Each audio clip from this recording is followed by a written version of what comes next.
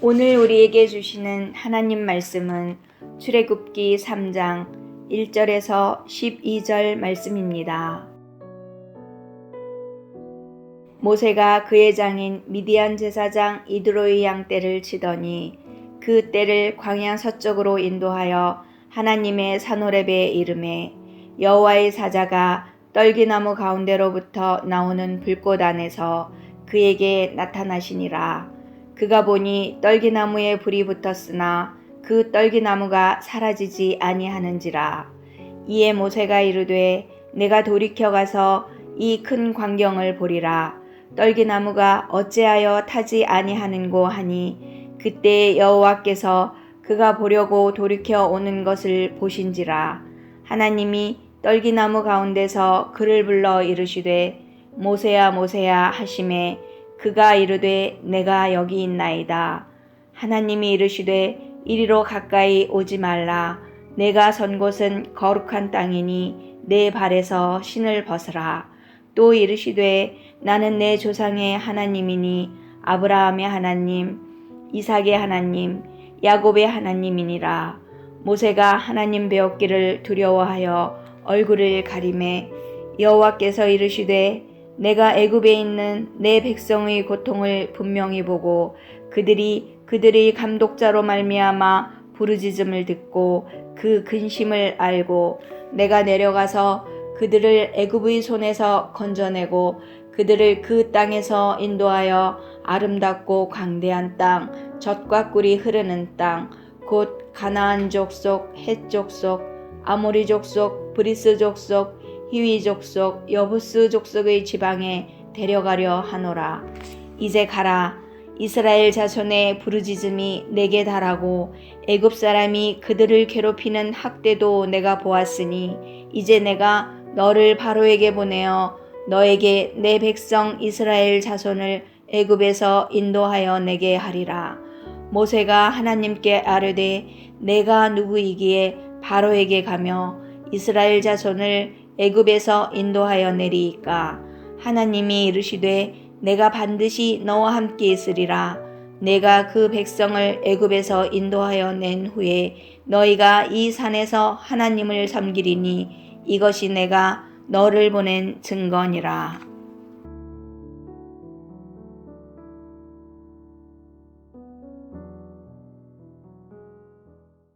오늘 본문은 모세가 애굽의 왕자의 자리에서 떠나 광야 생활을 한 지 40년째 되던 어느 날을 보여줍니다. 그는 그날 장인의 양을 치고 있었습니다. 1절입니다. 모세가 그의 장인 미디안 제사장 이드로의 양떼를 치더니 그 떼를 광야 서쪽으로 인도하여 하나님의 산 호렙에 이르매. 여기서 양떼를 치더니에서 이 치더니는 분사 형태로서 이례적인 것이 아니고 습관적이며 지속적으로 가축을 돌봤다는 것을 보여줍니다.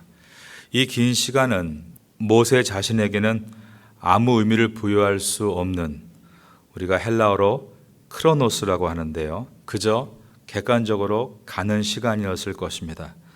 그러나 출애굽기서 전체 문맥을 보면 이 시간은 그냥 헛되게 가는 크로노스가 아닌 하나님께서 목적과 계획을 가지고 인도해 가시는 시간, 이것을 헬라어로 카이로스라고 하는데 바로 카이로스였습니다. 예전에는 성경에 장과 절이 없었기 때문에 나중에 이 장과 절은 후대에 함께 읽으라고 저희가 붙여놓은 것입니다. 그러므로 오늘 본문의 바로 앞의 문장이 무엇인가? 출애굽기 2장 24절과 25절을 한번 보겠습니다. 하나님이 그들의 고통 소리를 들으시고 하나님이 아브라함과 이삭과 야곱에게 세운 그의 언약을 기억하사 하나님이 이스라엘 자손을 돌보셨고 하나님이 그들을 기억하셨더라. 하나님께서 이스라엘 백성을 애굽에서 구원하셔서 광야로 인도하실 시간이 다가오고 있었다는 것입니다. 그리고 그 시간에 맞춰 모세는 이스라엘 백성을 광야에서 인도할 목자로 준비되어지고 있었다. 이것이 성경의 문맥입니다.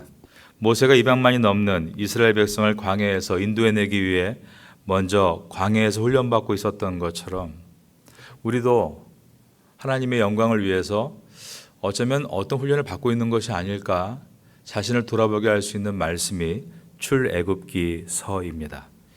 1절에 양떼를 치더니 그 떼를 광야 서쪽으로 인도하여, 이것이 훗날 쓰임받기 위해 훈련받고 있는 것을 우리에게 보여주고 있습니다. 마치 하나님께서 요셉을 애굽의 총리로 등용시키기 전에 그를 시위대장 보디발의 집에 가사 도우미로 일을 하게 하신 것과, 억울하게 누명을 쓰고 감옥에 들어갔을 때 감옥의 행정 전체를 맡아 관리하도록 경험케 하신 것과 같습니다. 오늘 하나님께서 호렙산에서 불타는 떨기나무의 모습으로 모세를 만나신 사건은 우리에게 많은 감동과 은혜를 줍니다. 2절입니다. 여호와의 사자가 떨기나무 가운데로부터 나오는 불꽃 안에서 그에게 나타나시니라. 그가 보니 떨기나무에 불이 붙었으나 그 떨기나무가 사라지지 아니하는지라. 떨기나무는 광야에서 자라는 가시덤불 모양의 나무입니다. 뜨거운 태양 아래서 바람으로 인해 마찰을 일으켜 불이 붙는 경우는 종종 있었습니다. 그러므로 떨기나무에 불이 붙었다는 건 그렇게 놀라운 일은 아닙니다. 그런데 모세가 눈여겨본 것은 떨기나무가 타고 있음에도 불구하고 사라지지 않는 것이었습니다. 3절입니다. 이에 모세가 이르되 내가 돌이켜 가서 이 큰 광경을 보리라. 떨기나무가 어찌하여 타지 아니하는고 하니 그때에. 모세가 얼마나 놀라워했는지 인도하던 양떼를 돌이켜서 다시 갔다고 되어 있습니다. 거기 내가 돌이켜라고 되어 있는데 이 뜻은 몰던 양떼를 돌이켰다라는 뜻입니다. 돌이켜서 오는데 그때 하나님께서 모세야라고 2번 부르십니다. 4절입니다. 여호와께서 그가 보려고 돌이켜 오는 것을 보신지라. 하나님이 떨기나무 가운데서 그를 불러 이르시되 모세야 모세야 하시매 그가 이르되 내가 여기 있나이다. 하나님께서 다급하게 부르신 겁니다. 모세에게 가까이 오지 말라고 하시며 내 발에서 신을 벗으라고 하셨습니다. 5절입니다. 하나님이 이르시되 이리로 가까이 오지 말라. 내가 선 곳은 거룩한 땅이니 내 발에서 신을 벗으라. 그날 모세가 다다른 호렙산은 이제 출애굽기서에서 앞으로 지내산이라고 불리게 될 것입니다. 히브리어로 호렙은 페어 흙더미라는 뜻입니다. 그가 본 떨기나무는 백향목처럼 큰 나무가 아닙니다. 가시덤불같이럼 줄기들이 말려있는 초라한 나무입니다. 그런데 호렙 그 페어에서 하나님께서는 이리 가까이 오지 말라. 내가 선 곳은 거룩한 땅이다 라고 하신 것은 하나님의 임재를 상징합니다. 그리고 떨기나무는 백향목처럼 활활 타는 나무가 아니라 그냥 불이 조금 붙는 것인데 그 떨기나무에 불이 활활 붙어 있었다는 것은 이것 또한 하나님의 임재를 보여주고 있습니다. 모세가 스스로 나는 호렙이다, 즉 나는 페어와 같다, 나는 떨기나무다, 늘 레바논의 백향목에 대야만 큰일을 할 수 있는 것이지 이렇게 광야에서 쓸모없는 나무로는 아무것도 할 수 없다라는 그의 생각 속에 하나님께서 임재하심으로 새로운 생각을 불어넣고 계신 것입니다. 하나님의 임재를 히브리어로 쉐카이나라고 하죠. 호렙, 페어의 땅이건 떨기나무, 쓸모없는 나무이건 하나님이 임재하시면 거룩하고 고귀한 것이 될 수 있다라는 뜻입니다. 그때 하나님께서 모세에게 신발을 벗으라고 하신 것은 거룩하신 하나님 앞에 죄와 허물을 가지고 올 수 없다는 뜻인데, 특별히 모세에게는 세상에서 오염되어 있던 잘못된 생각을 말합니다. 모세가 가지고 있는 내가 왕자이면 크게 쓰임받고 내가 목자이면 적게 쓰임받는다는 생각, 내가 레바논의 백향목이면 귀하게 쓰임받고 내가 광야의 가시떨기나무이면 하찮게 쓰임받는다는 생각, 그러한 세상적인 오염의 생각을 벗고 내 앞으로 나오라는 뜻이었습니다. 출애굽기 3장 2절에서 하나님이 불꽃 안에서 그에게 나타나시니라고 되어 있는데, 나타나시니 히브리어로 라아라는 단어인데 오늘 우리가 2번 보게 될 겁니다. 이것은 주목하다라는 뜻입니다. 그러니까 하나님은 이때 잠시 모세에게 나타나신 것이 아니라 그동안 모세를 주목하고 계셨다라는 의미입니다. 즉 하나님은 40년 만에 모세에게 나타나신 것이 아니라 40년 동안 모세를 주목하셨다는 뜻입니다. 하나님께서 모세가 누구인지를 다음과 같이 말씀하십니다. 6절을 보겠습니다. 또 이르시되, 저를 따라해 볼까요? 나는 내 조상의 하나님이니. 이 말의 뜻은 무엇입니까? 나는 너의 뿌리부터 알고 있다 라는 뜻입니다. 나는 너의 조상들이 섬겨왔던 바로 그 하나님이다 라고 하셨습니다. 아브라함의 하나님, 이삭의 하나님, 야곱의 하나님이니라. 모세는 하나님의 임재, 쉐카이나, 영광의 위엄 앞에 두려워서 얼굴을 들지 못했습니다. 6절 하반부입니다. 모세가 하나님 배웠기를 두려워하여 얼굴을 가리매라고 되어 있습니다. 하나님은 모세에게 하나님의 어떤 분이신지를 말씀하십니다. 7절의 말씀입니다. 같이 읽어볼까요? 시작. 여호와께서 이르시되 내가 애굽에 있는 내 백성의 고통을 분명히 보고 그들이 그들의 감독자로 말미암아 부르짖음을 듣고 그 근심을 알고. 첫째로 하나님은 하나님의 백성의 고통을 보시는 분이라고 하셨습니다. 7절에 분명히, 이것은 아까 보았던 히브리어 라아라는 단어입니다. 2절에서 하나님이 불꽃 안에서 그에게 나타나시니라고 했을 때 라라는 단어였습니다. 본다란 뜻입니다. 그러므로 분명히 보고는 지금 본다를 2번 반복해서 쓴 것입니다. 하나님께서 하나님 백성에게 얼마나 관심이 많은지를 보여주고 있습니다. 둘째로 하나님은 기도를 들으시는 분이다 라고 했습니다. 여기에 부르짖음을 듣고라고 되어 있는 것입니다. 하나님께서 성도의 기도를 다 들으신다는 뜻입니다. 오늘도 이 새벽에 우리가 기도 드릴 때 주님은 그 기도를 다 들으십니다. 세 번째로 그 근심을 아신다라고 하셨습니다. 여기서 알다, 히브리어로 야다라는 단어입니다.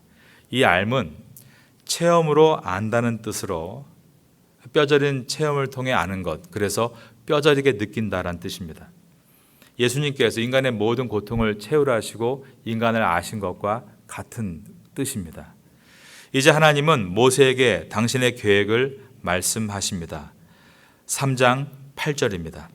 내가 내려가서 그들을 애굽인의 손에서 건져내고 그들을 그 땅에서 인도하여 아름답고 광대한 땅, 젖과 끓이 흐르는 땅, 곧 가나안 족속, 헷 족속, 아모리 족속, 브리스 족속, 히위 족속, 여부스 족속의 지방에 데려가려 하노라. 여기에 나와 있는 4개의 동사는 하나님이 구원하신다고 할 때 그 의미가 무엇인지를 선명하게 보여줍니다. 첫째가 내려가서라는 동사입니다. 두 번째가 건져내고입니다. 세 번째가 인도하여입니다. 네 번째가 데려가려 하노라 라고 되어 있습니다. 이 4개의 동사는 우리의 구원의 여정이 어떻게 될 것인가를 보여주고 있습니다. 그리고 이스라엘의 출애굽 사건은 인류 구원의 역사의 작은 축소판이라는 것을 보여줍니다. 하나님께서 인간을 구원하시기 위해 내려가신다. 이것을 인카네이션, 성육신이라고 부르죠. 성자 하나님께서 인간의 육체를 입고 내려오신 사건을 보여주고 있습니다. 두 번째, 건져내고, 유월절 어린 양을 잡아 피를 문에 바르면 죽음의 재앙이 넘어가고 출애굽을 한 것처럼 예수 그리스도께서 십자가 위에서 세상 죄를 지고 가는 하나님의 어린 양으로 죽으신 것을 믿고 의지할 때 죄와 사망에서 건짐 받는다를 보여줍니다. 그리고 세 번째, 인도하여. 이 뜻은 이스라엘의 끝은 출애굽이 아니라는 것입니다. 새로운 시작이며 하나님의 백성으로 배우고 준비되어 마침내 목적지로 가는 여정을 말합니다. 성령 하나님의 인도하심으로 성도가 거룩한 삶을 사는 성화의 과정을 보여주고 있습니다. 그리고 하나님이 그들을 광야에서 인도하실 때 낮에는 구름 기둥으로 밤에는 불 기둥으로 인도하신 사건은 낮과 밤으로 항상 지키는 성령 하나님을 우리에게 보여주고 있습니다. 이제 얼마 안 있으면 성령 강림주의를 우리가 맞겠죠. 우리는 항상 말씀과 기도 생활 가운데 무엇보다 성령의 충만함을 사모할 때 우리는 우리의 삶 가운데 거룩한 성화의 삶을 이어갈 수가 있습니다. 마지막 네 번째로 데려가려 하노라. 성도의 인생은 방랑이 아니라 여행인 것은 분명한 목적지가 있기 때문입니다. 출애굽한 이스라엘 백성의 최종 목적지는 가나안 땅입니다. 예수 그리스도를 믿고 성도가 된 우리의 최종 목적지는 하나님의 나라, 그리스도의 나라, 성도의 나라, 계시록에 나와 있는 새하늘과 새 땅입니다. 성도가 목적지를 잊어버리면 안주하게 되어 있습니다. 이스라엘 백성 가운데도 목적지를 잃어버리는 사람들이 있었습니다. 그들은 광야에서 창고를 짓기 시작합니다. 그리고 식량을 모으기를 시작했습니다. 그러나 하나님은 그 식량을 그 다음날 다 썩게 하셨습니다. 이유는 오직 한 가지입니다. 안주하지 말라는 것입니다. 목적지를 향해 걸어가라는 것입니다. 우리도 목적지가 있습니다. 우리의 목적지는 하나님의 나라. 그 나라를 가기 위해 주 앞에 준비되어가는 우리의 인생, 그리고 이 땅에서 쓰임받고 주님 나라에서 면류관 받는 것. 이 공식을 갖고 있지 않으면 세상에서 방황할 수밖에 없습니다. 우리 모두는 방랑자가 아니라 위대한 예언자가 될 수 있기를 예수님의 이름으로 축원합니다. 9절을 보겠습니다. 이제 가라. 이스라엘 자손의 부르짖음이 내게 달하고 애굽 사람이 그들을 괴롭히는 학대도 내가 보았으니 이제 내가 너를 바로에게 보내어 너에게 내 백성 이스라엘 자손을 애굽에서 인도하여 내게 하리라. 하나님은 모세에게 하나님이 누구신지를 말씀하시고 뜻을 알려주셨습니다. 그런데 모세가 주저합니다. 그 이유는 나는 누구입니까에 대한 분명한 확신이 없었기 때문이었습니다. 11절입니다. 모세가 하나님께 아뢰되 내가 누구이기에 바로에게 가며 이스라엘 자손을 애굽에서 인도하여 내리이까. 이때 하나님은 모세에게 약속하셨습니다. 12절입니다. 하나님이 이르시되 저를 따라합니다. 내가 반드시 너와 함께 있으리라. 그리고 약속하신 것이 그 다음에 보면 내가 그 백성을 애굽에서 인도하여 낸 후에 너희가 이 산에서 하나님을 섬기리니 이것이 내가 너를 보낸 증거니라 라고 하셨습니다. 이 약속은 놀랍게 이루어집니다. 정말로 모세가 애굽에 내려가서 바로와 부딪히고 10가지의 재앙을 쏟으며 애굽을 두렵게 하고 이스라엘 백성을 건져 광야로 인도합니다. 그리고 지금 그가 서 있는 이 호렙산에 백성들을 인도하여 십계명을 받습니다.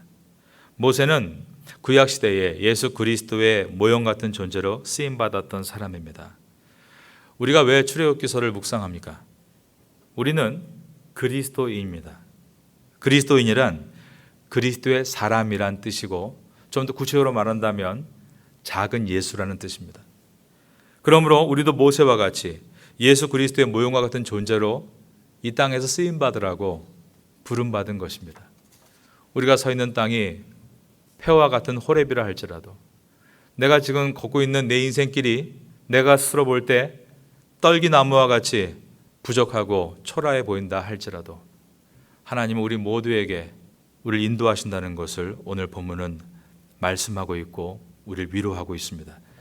출애굽기서를 묵상하는 동안 우리도 모세와 같이 잘 연단받아서 하나님 앞에 이 땅에서 쓰임받고 주님 나라에서 면류관 받는 성도가 될 수 있기를 마지막으로 예수님의 이름으로 축원합니다.